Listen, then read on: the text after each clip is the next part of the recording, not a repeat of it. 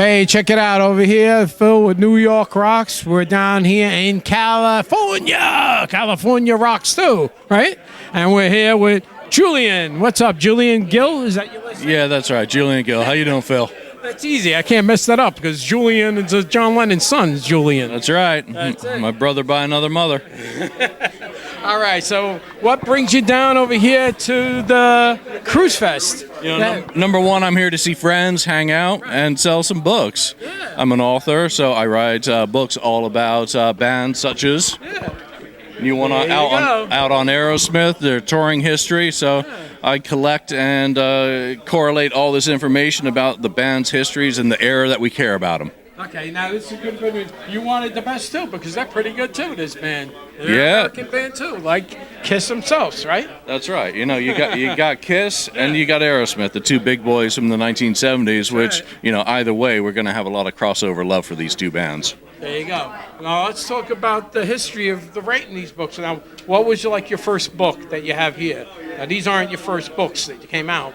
Where'd you first start out with? You have that here? Do you have them here? Or what? I don't have any of those here anymore. Really? They were done over 20 years ago, so they're all long out of print, long out of date, and you know, they were baby steps. So I've hopefully taken off the training wheels since doing those ones. Okay. But it's all been history about Kiss for the most part. Got a couple of Def Leppard books. We just grab one.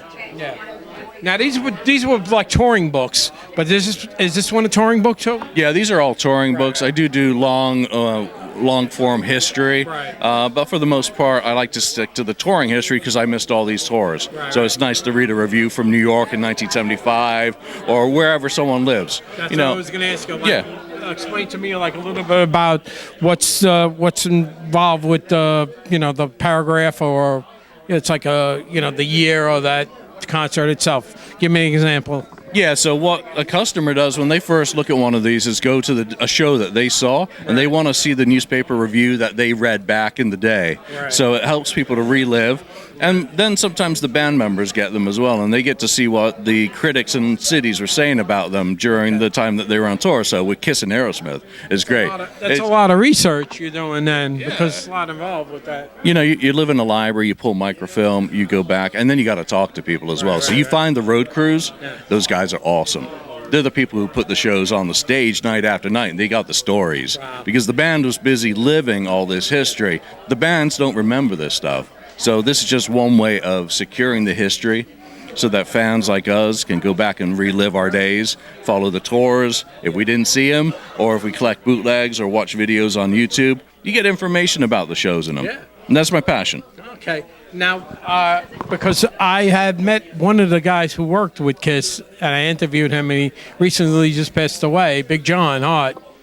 You remember that, right? Yeah, big John Hart, Great because he'd be sticking his hand up in front of their faces or blocking your camera, you know? Yeah, yeah. So, no, Big John. dude, man. You don't want to mess with that guy. Yeah, you know, all these bands had these characters around them. Big John Hart was one of them. J.R. Smalling, God bless him, he's now passed on. Aerosmith had a great road manager, Kelly Kelleher, who lives down here as well, who I would love to have seen. But, I mean, these guys had knife fights. These guys had guns pulled on them with promoters. These guys were road warriors. Yeah. So they had to get the money, remember? They always try to stiff you on the money and send him, right? That's right. They had to settle up the box. You know, first gig Kelly worked with Aerosmith, he had a gun pulled on him by the boss. So, you know, it's how it goes. Kiss and Aerosmith, of course, had a knife fight.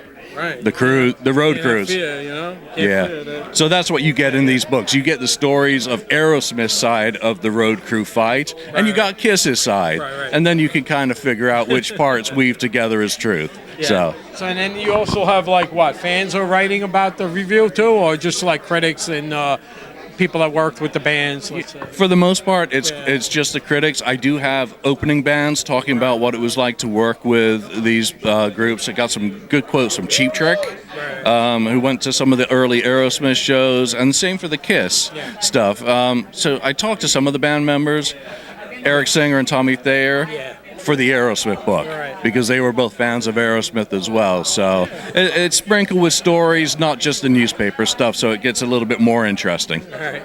When I first met Eric Singer, he says, Yeah, you look like, you could have been the Lion because he had the blonde hair. He didn't have the dark hair, and he wasn't from New York, where Peter Criss and Eric Carr were from New York. And, it's like, oh, all right, now I got a new guy in the band, and it looks like a completely different look. Totally different look in '86 through 92 for Eric, because Badlands and when he was with Lita and Sabbath. Totally different look. There's a guy who's been with a lot of different artists, played with a lot of different bands there. Yeah, absolutely. He's played with Gary Moore, and that says everything you need to know about Eric Singer and his drumming. Playing with Gary Moore. Talk about music with this guy. He'll tell you because he knows. Hey, it's passion. It's 30 years of just digging into details, and again, I love the music, but I like to know more about the people who made the music, and because I miss the shows, I'm addicted to this stuff. I ain't gonna stop. You're still a kid at heart. Me too. I'm just like, I think I'm still in the 70s, and that's when I first seen Kiss was in 77, so it's like, you always have that youth in your mind, but it's like, we get older, though. No, we get older, and we forget stuff. I was in the wrong country at the wrong time for a lot of these shows because I'm English. Yeah. So I was in America when they were in England, or I was in England when they were in America, or I was living. You didn't have the accent. No, it's long gone, man. Long gone. Okay, I want to thank you though for speaking with me and about the books and everything. But now, to get these books, we had a little discussion before. Talk about how they can pick up the book. Now, it's not like a regular, you go to a bookstore, Barnes & Noble, let's say. Yeah, talk about that. Yeah, I don't do anything in brick and mortar. Everything's on Amazon.com. If you want to check out any of my books, just punch in Jullian Gill into the search, and it'll show Aerosmith, it'll show Kiss, it'll show my Def Leppard books. Everything's there. Everything's handled through Amazon. So if you get a ding copy, you can shout at them, and they'll send you a fresh one. And then you can come down and meet you and autograph the book and talk to you in person. Yeah, absolutely. If I'm ever at an event on the East Coast or out here like I am today and you bought a book, bring it on in. I'll happily sign it. You bought it. I thank you. I appreciate it. Thank you very much. You definitely rock, man. Hey, thanks a lot, man. There you go, right here. We have the author Jullian Gill here. And we have the history of touring. We have Aerosmith, Kiss, and Def Leppard, and other books, other publications. Maybe something new will come out soon, right? Absolutely. Next year, working. Can you find a website? Yeah, people can find me at kissfaq.com. There you go, man. You heard it right here. All right. Peace out, everybody.